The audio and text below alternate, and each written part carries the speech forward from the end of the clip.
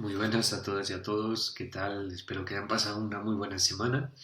Ya saben que esta semana los contenidos teóricos las tenemos grabados en clase para que ustedes puedan acceder en el momento y el lugar que prefieran durante el transcurso precisamente de la semana que corresponde pues a esta sesión.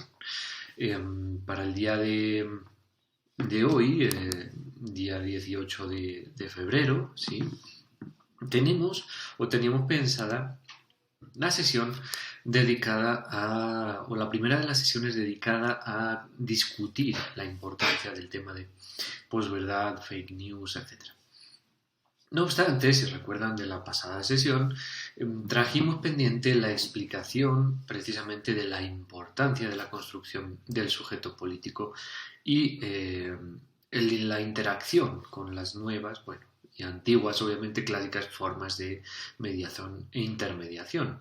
Estuvimos discutiendo de manera muy rica, muy interesante sobre los límites de la esfera pública, los límites de la participación o los potenciales límites de la participación de la opinión pública, las diferentes formas y orientaciones que puede asumir precisamente esa participación y a partir pues de todo ese debate de las lecturas y de las sesiones anteriores quedaron pendientes una serie de explicaciones que intentaremos pues dilucidar el día de hoy. Es decir, hoy nos dedicaremos a finalizar la parte de contenidos que tiene que ver con este debate entre esfera pública, espacio público y la construcción del sujeto político.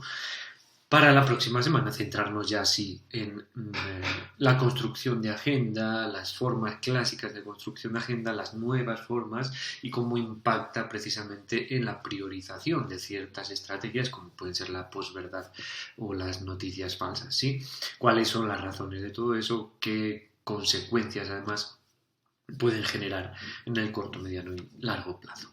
En fin, esas son reflexiones que tendremos la próxima semana y que durante la siguiente semana ya en nuestra sesión de encuentro, de discusión, pues podremos discutir de manera mucho más horizontal, argumentada y entre todas y entre todos. Hoy, como les digo, pues teníamos pendiente esta relación.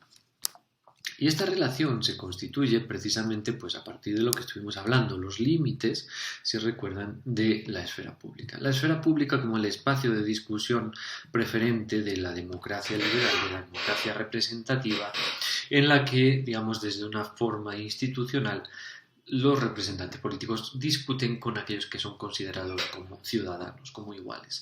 ¿Cuál es el gran problema aquí? Para no volver a ese tema y resumir, digámoslo, todas las 2 horas que tuvimos de discusión, los límites eran o están en la consideración de quién hace parte de ese sujeto ciudadano, de ese sujeto político. Decíamos que en las sociedades actuales existen diferentes comunidades, diferentes sujetos sociales que no tienen reconocido plena derecho de participación política. Estamos hablando del caso de los presos, de los menores de edad, en algunos momentos de las mujeres, ¿verdad? En algunos momentos dependiendo de orientaciones sexuales. No tienen reconocido tampoco el derecho, digamos, político completo los migrantes y especialmente los migrantes indocumentados. Y tampoco los tienen las comunidades indígenas, en el sentido en que ellos consideran o se consideran como un sujeto en muchas ocasiones comunitario que digamos choca, ¿sí?, de manera primordial con la prioridad sobre la libertad individual, no sobre la libertad, sino la garantía de el derecho a la propiedad privada, por ejemplo. ¿Sí? Entonces, la consideración del sujeto unitario, del sujeto individuo, choca con la consideración de otros tipos de sujetos que son igualmente válidos y que en otras formas de organización sociopolítica funcionan como la unidad, ¿verdad?, de organización.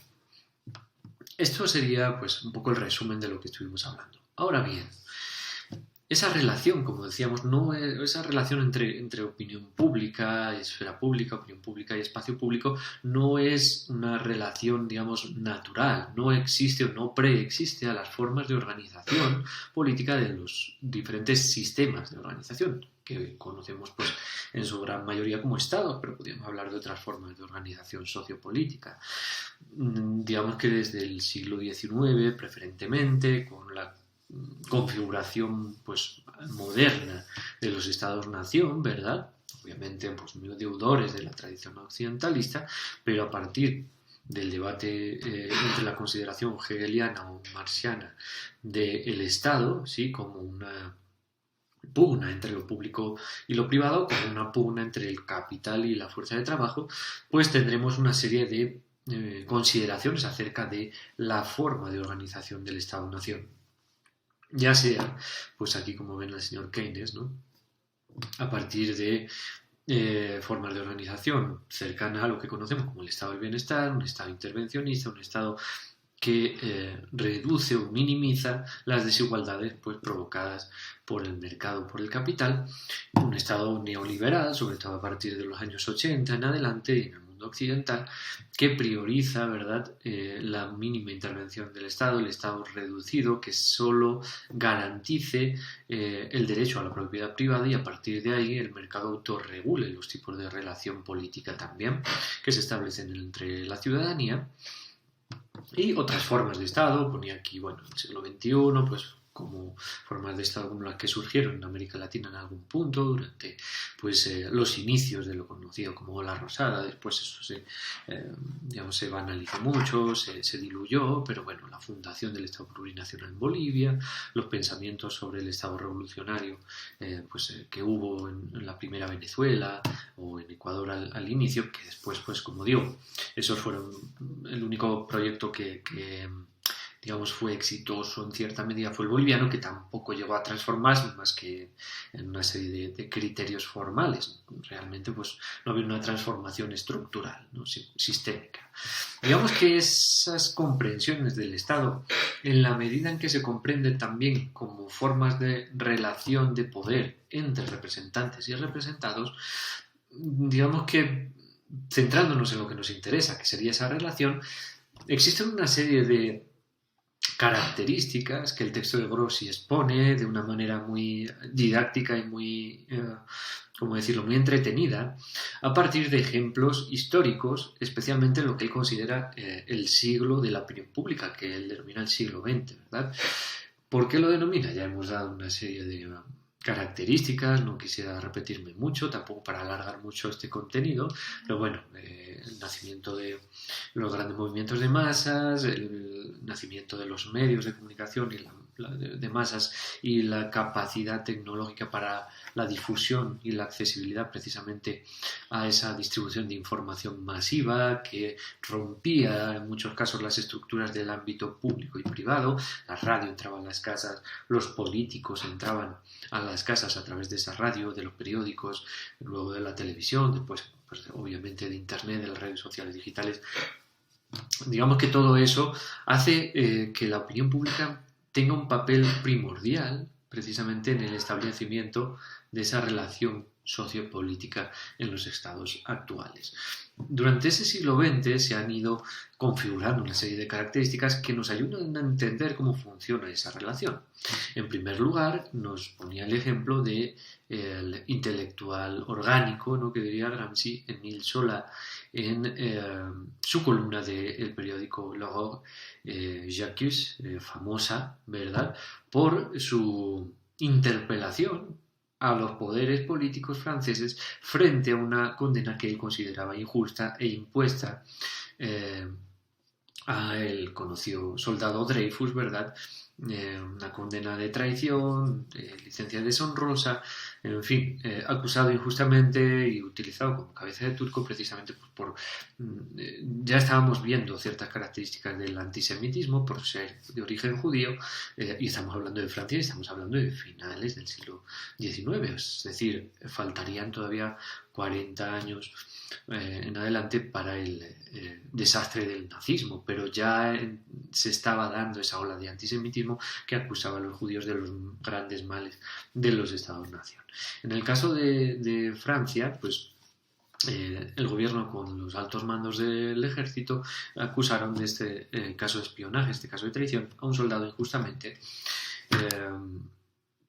siendo que Émile Zola, en los inicios de este siglo XX, escribe esta columna, ¿verdad?, en el que acusa precisamente al Estado francés de condenar injustamente y de manera consciente a una persona que no era culpable de ese delito.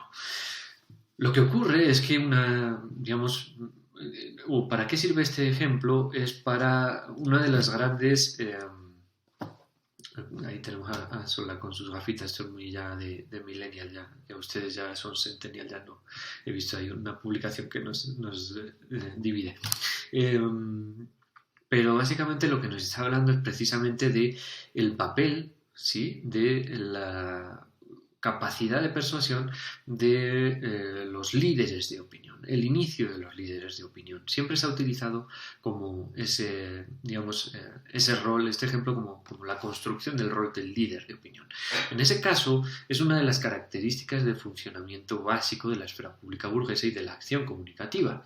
Cuando Habermas nos la propone, precisamente está orientada a partir de la capacidad de argumentación y persuasión, a través de esos argumentos, de una opinión pública informada, letrada, interesada y crítica. La opinión pública que en principio pues, pudo creer al gobierno francés, una vez leída y distribuida la columna de Émile Zola, precisamente por ser un intelectual de prestigio, por contar con ese capital simbólico de representación que hemos estado hablando, además de un capital cultural.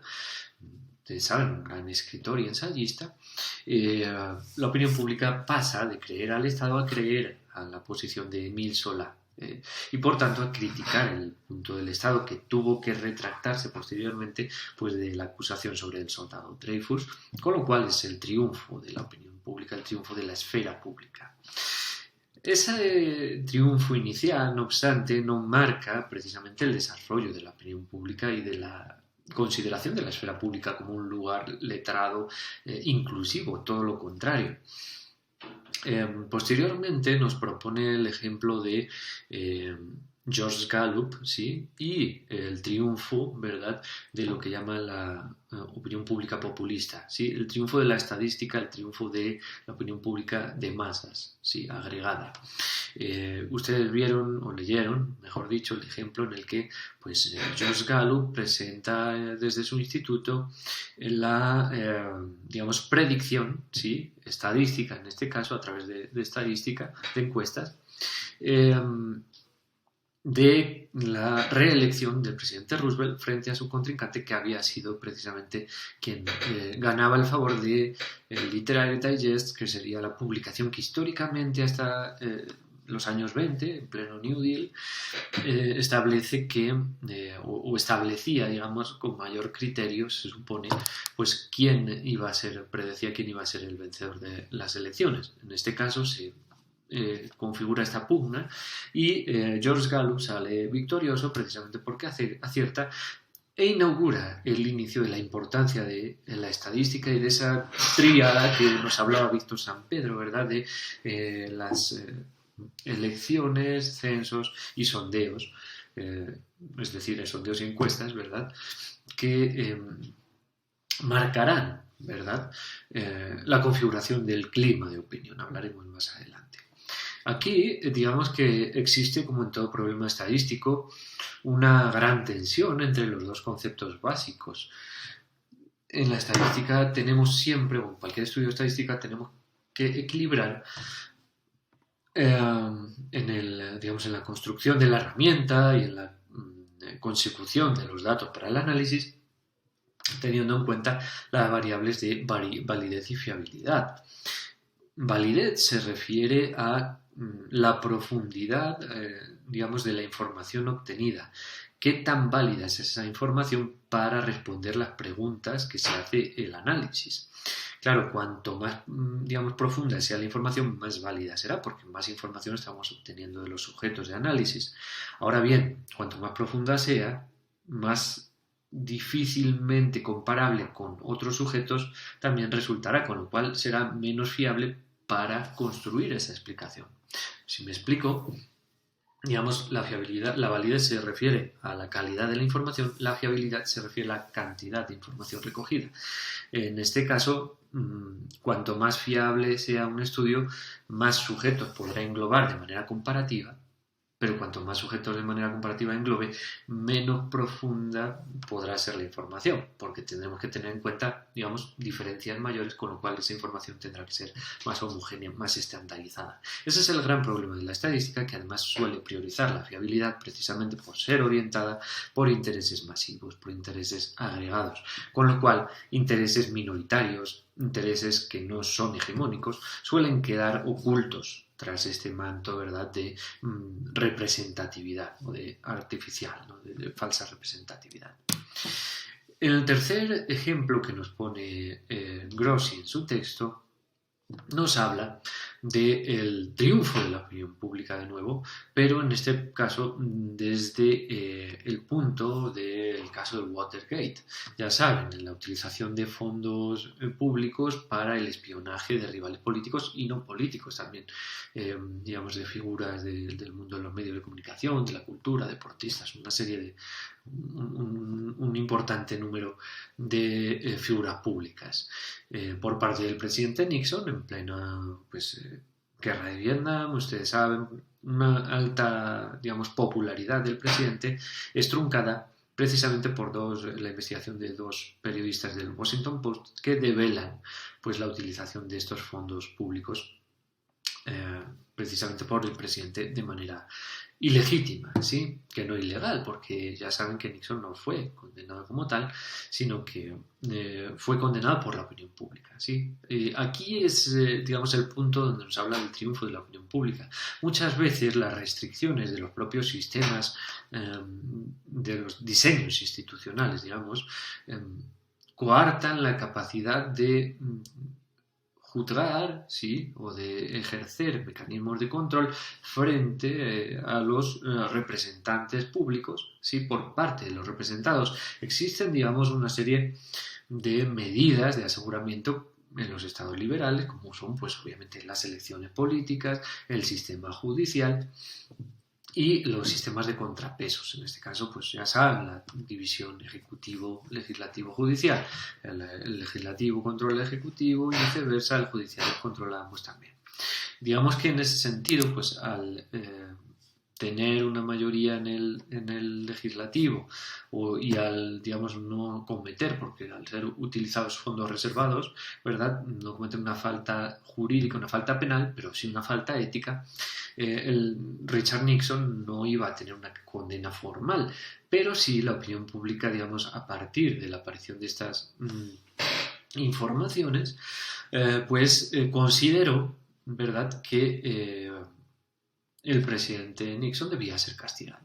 Entonces, la opinión pública gira en torno, ¿verdad?, y, digamos, esa gran popularidad de la figura de Nixon cae, ¿verdad?, frente a una gran impopularidad a partir de este caso, que obliga además a el Senado estadounidense plantear la posibilidad de un impeachment, algo que nos suena mucho, ¿verdad? Ese impeachment, digamos, que obliga de nuevo al presidente a renunciar precisamente para hacerlo, digamos, de manera honrosa, sin ser echado de su cargo, ¿verdad? Sería un poco el ejemplo. Entonces, la opinión pública logra, a partir de su presión, digamos, castigar a la figura pública, al representante que considera que ha cometido una falta, que no es necesariamente una falta penal, ¿sí? No obstante, esto también es puesto en cuestión, es decir, de esto nos está hablando el ejemplo siguiente que aparece en el libro. Años 90, primera presidencia de Silvio Berlusconi, ese señor bajito italiano que ven ahí, presidente de Italia, obviamente, dueño además de los medios de comunicación a nivel privado, ¿no? Y nacional, en este caso el grupo Mediaset, y en el caso, pues en el momento que se hace presidente, dueño además de la radiotelevisión pública italiana, la RAI. Con lo cual controlaba el conjunto, digamos, piensa en los años 90, no había Twitter, no había Facebook, no había... Bueno, había medios de comunicación, en el caso de Italia las llamadas radios piratas, por ejemplo, fueron muy importantes en los 90, pero la información o la opinión pública, digamos, informada estaba a través de los medios de comunicación de masas clásicos. Con lo cual, bueno, radios y televisiones de escala nacional, todas controladas por la misma persona. Ese es un punto interesante en este caso, aunque no sea centro del ejemplo.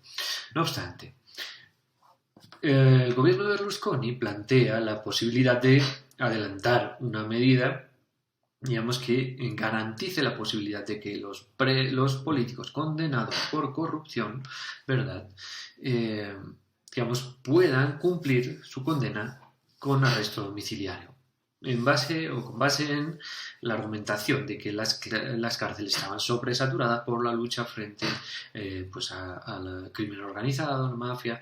Vean pues la historia del juez Falconi, etcétera, etcétera. Ya saben, bueno, si no lo saben, quiero decir, pueden buscarlo por ahí, pues cuál fue la historia de Italia en los años 90. En gran medida, bueno, con todas las distancias, ciertas partes parecido a lo que ocurrió en Colombia. Obviamente aquí fue mucho más sangrante y mucho más complejo, ¿verdad? Pero bueno, algo similar en algunas partes. El caso es que lanza el globo sonda frente a la opinión pública y el gobierno recibe una favorabilidad de la opinión pública en sus sondeos. Digamos que ahí Gallup estaría diciéndoles no, adelante con la medida, porque la estadística, la mayoría de la opinión pública, que es lo que nos interesa a nosotros, porque nosotros ganamos las elecciones por mayoría, ¿verdad?, no por calidad de voto. Entonces la mayoría de los ciudadanos está a favor de ese cambio, adelante con ello.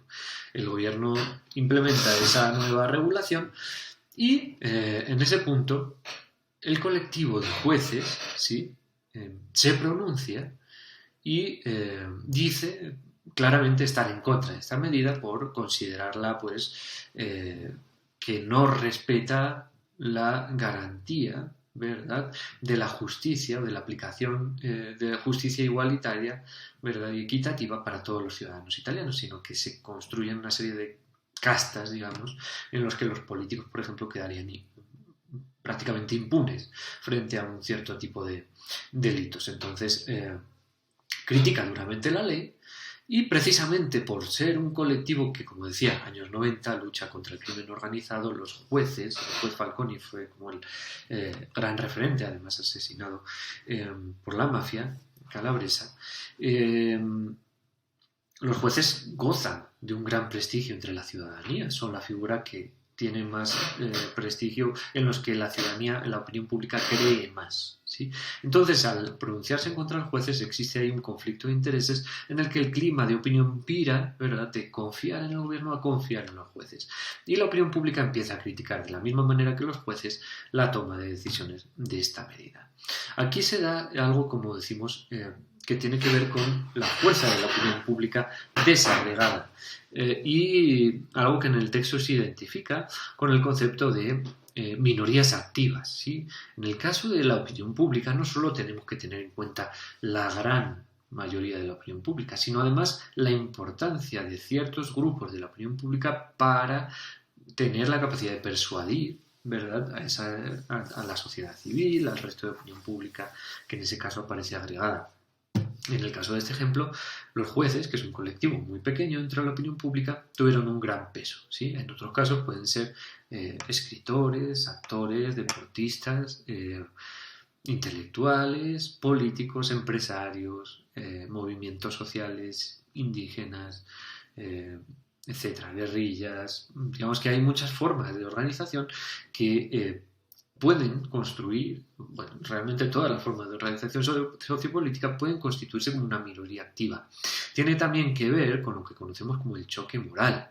El choque moral es, dentro de la sociología de las emociones, el límite de la capacidad de indignación, ¿verdad?, de la opinión pública, digamos, entre constituirse como opinión pública o como ciudadanía, ¿verdad?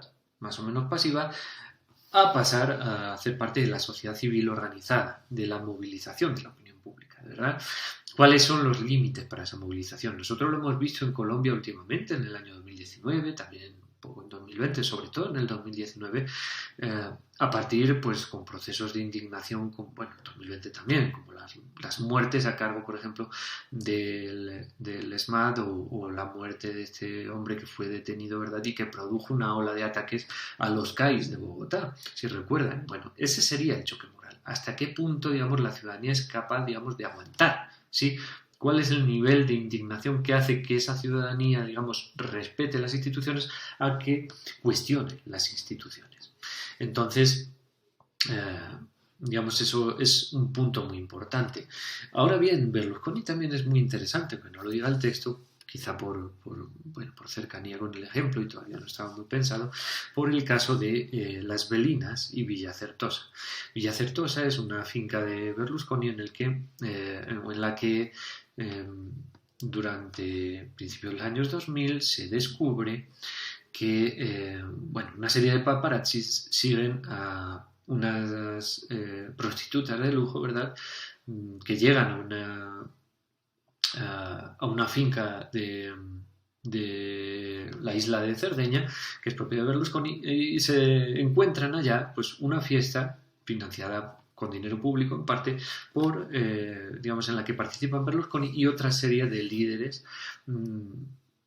políticos de la Unión Europea por aquel entonces. Estaba el primer ministro checo, me acuerdo, pero además existen fotos muy explícitas del hombre, pues, con todo al aire, todo parado además, y las chicas desnudas, correteándolo. Bueno, realmente lamentable, todo muy bajo, ¿verdad?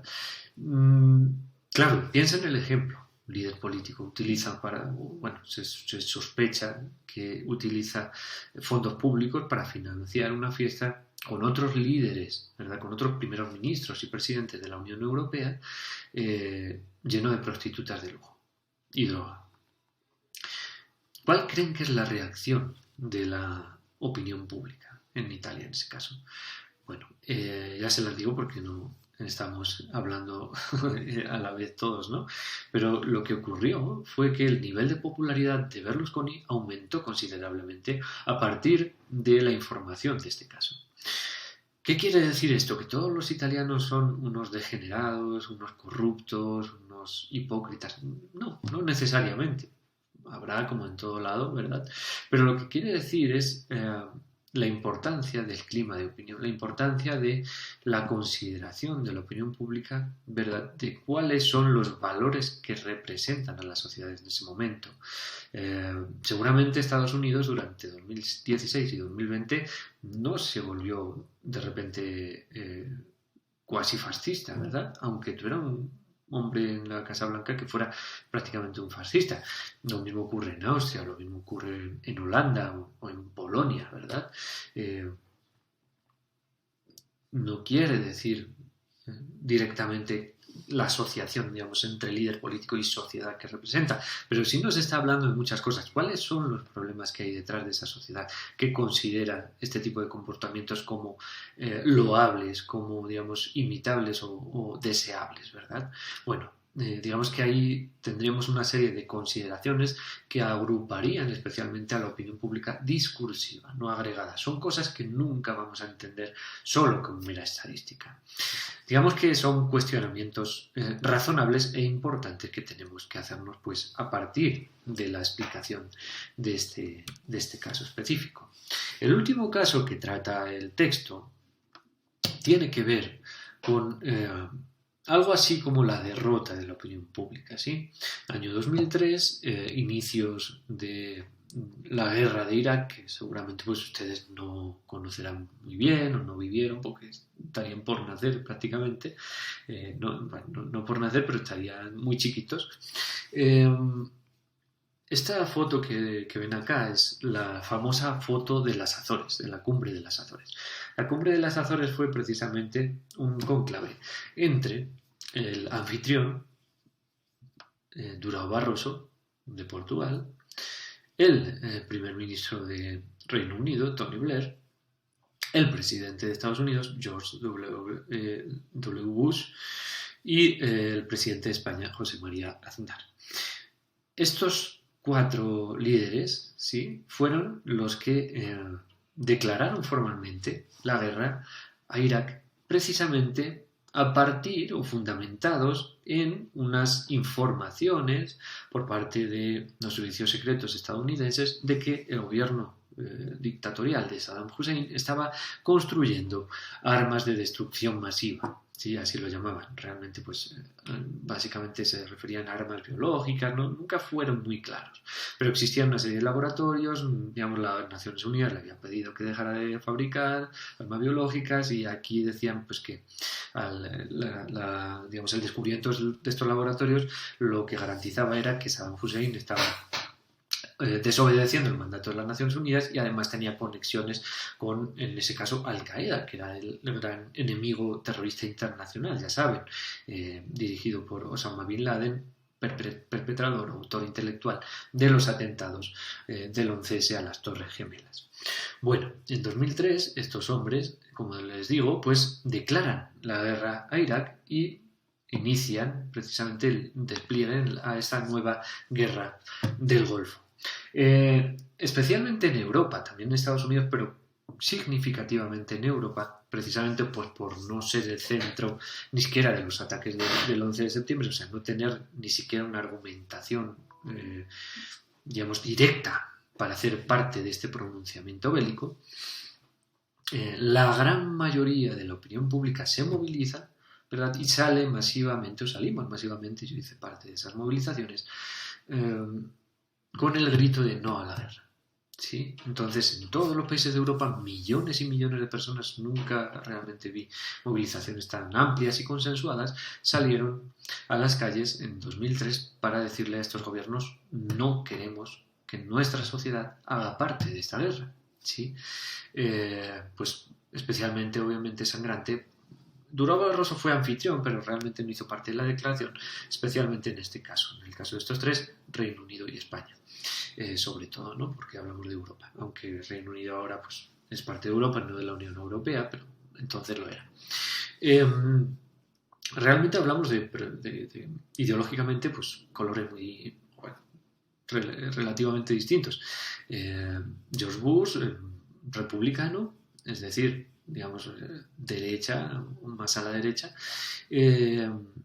José María Aznar, Partido Popular, conservadores, ¿verdad? También, digamos, el panorama que había más a la derecha en España, entonces ahora tenemos partidos que están todavía más, digamos, que englobaba, era interesante por el caso de España después de la dictadura, hay una serie de partidos, pero bueno, finalmente el Partido Popular se queda como hegemónico. En el 96, primera vez que gana las elecciones este partido, digamos, con José María Aznar y demás, y engloba o pasa a englobar, por la desaparición de los partidos de centro-derecha, todo el espectro ideológico que va desde el centro-derecha a la ultraderecha, a la extrema derecha.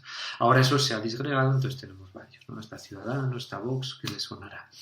Y el Partido Popular pues ha perdido mucho peso y digamos que eso es interesante, la disgregación de los votantes en diferentes opciones, en este caso a la derecha, ha pesado muchísimo más que la disgregación a la izquierda, en el caso español. Es un caso muy interesante. Es decir, la derecha ha perdido más al dispersar el voto que la izquierda al dispersarlo con partidos pues, como Podemos que han surgido, ¿no?, últimamente. En fin, eso es caso aparte.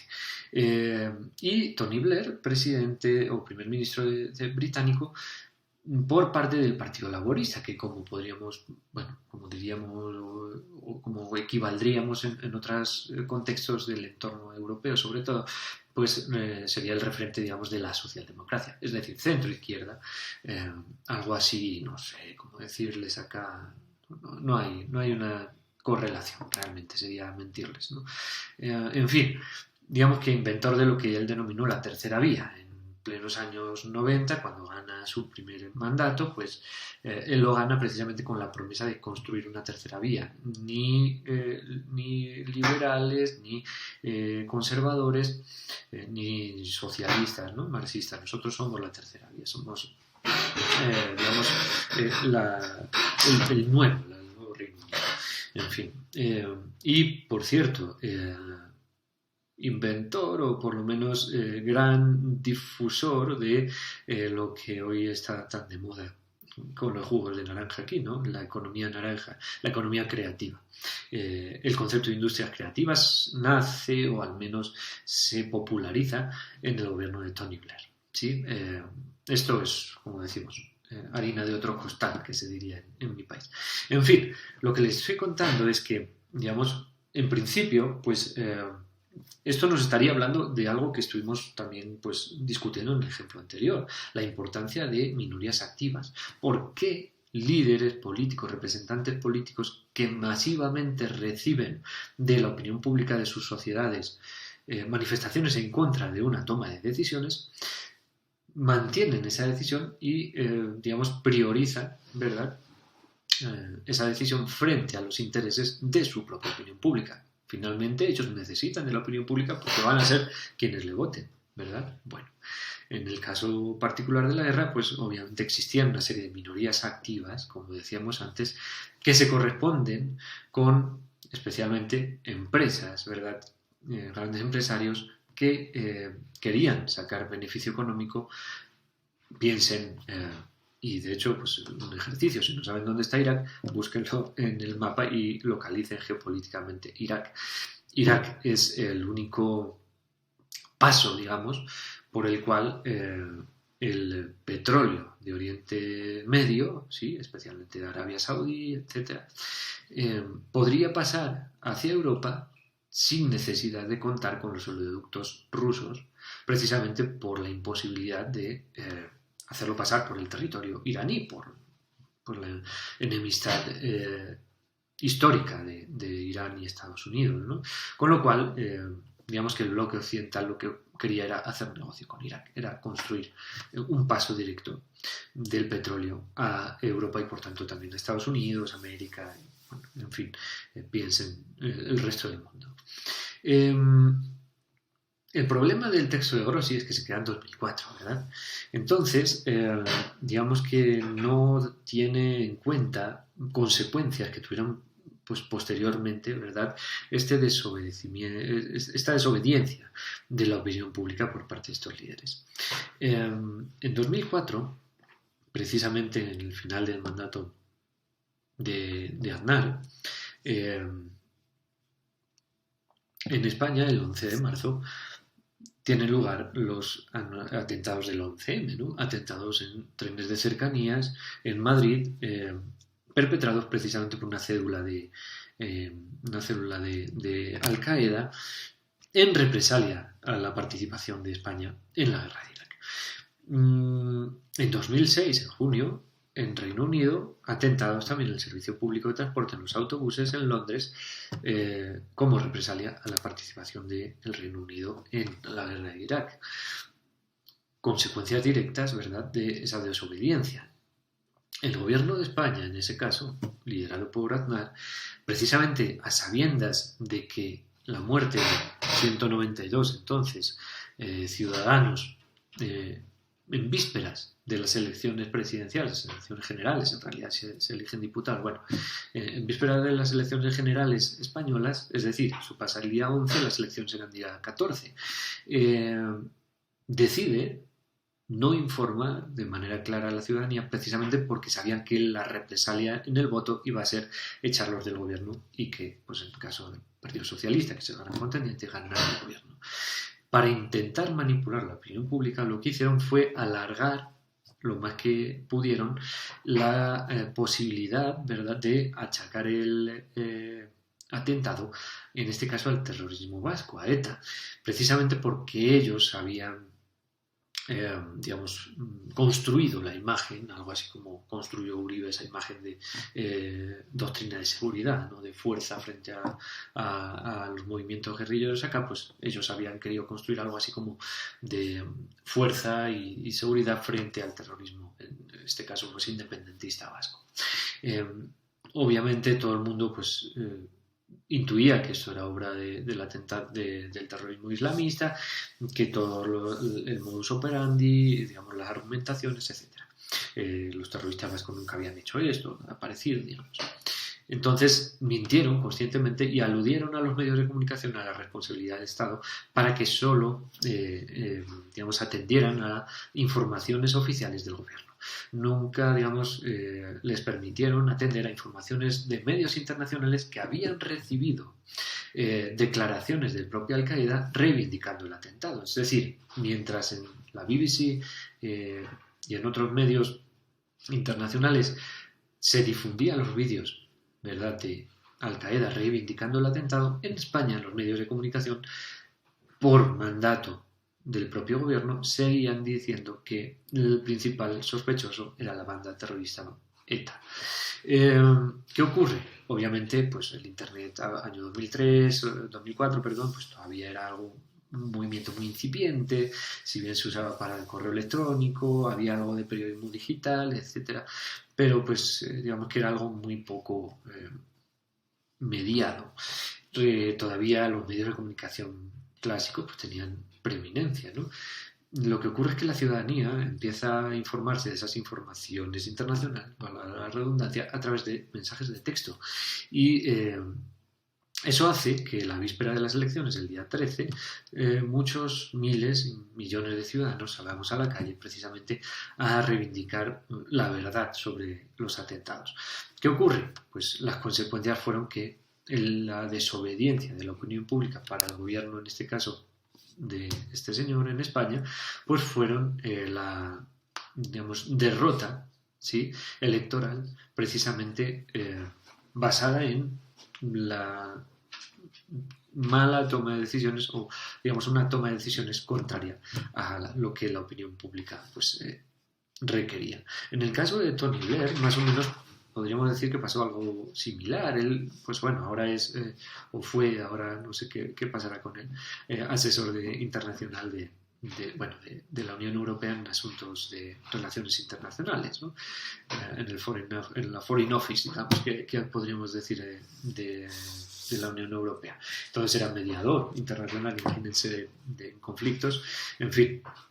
Pero tuvo que salir también del gobierno, dejó el gobierno Gordon Brown y posteriormente pues perdieron la selección su partido y hasta ahora pues les es muy difícil remontar. Y Dura Barroso pues tuvo un premio también como presidente de la Comisión Europea, fue su premio por ser buen anfitrión, ¿no? Buen perrito faldero. Entonces, derrota de la opinión pública no podríamos decirlo. Esas movilizaciones, en el caso de España, derivaron finalmente en el 2011 en lo que se conoció como el 15M, el movimiento de los indignados, que también derivaron, si se dan cuenta, en países como los que estamos hablando, en el Reino Unido, en Estados Unidos, obviamente en Francia, la Nuit debout, en Italia, en muchos lugares en la revolución. Bueno, no tiene nada que ver la revolución árabe, pero se da también en esas fechas. Realmente no se dio una derrota como tal, ¿verdad? Estaríamos hablando quizá de, bueno, una pugna, ¿verdad?, que se pudo establecer y que finalmente se salda con una derrota mayoritaria por parte de estos representantes del poder político. Bueno, estas características que hemos estado, digamos, discutiendo en esta sesión marcarán precisamente la capacidad, ¿verdad?, de la ciudadanía para ejercer formas de control sobre estas formas de representación. Es decir, esta, digamos, entre comillas, institucionalización de la ciudadanía, que tiene que ver más con una perspectiva estructuralista. A partir de aquí es interesante pensar también la relación que se puede establecer no solo entre ciudadanía y poderes de representación política, sino también entre, digamos, entre formas o sistemas políticos, ¿verdad?, y formas de opinión pública, o cómo repercute los sistemas políticos en la relación con la opinión pública, sino también cómo repercute la organización de los sistemas mediáticos en la organización de la opinión pública.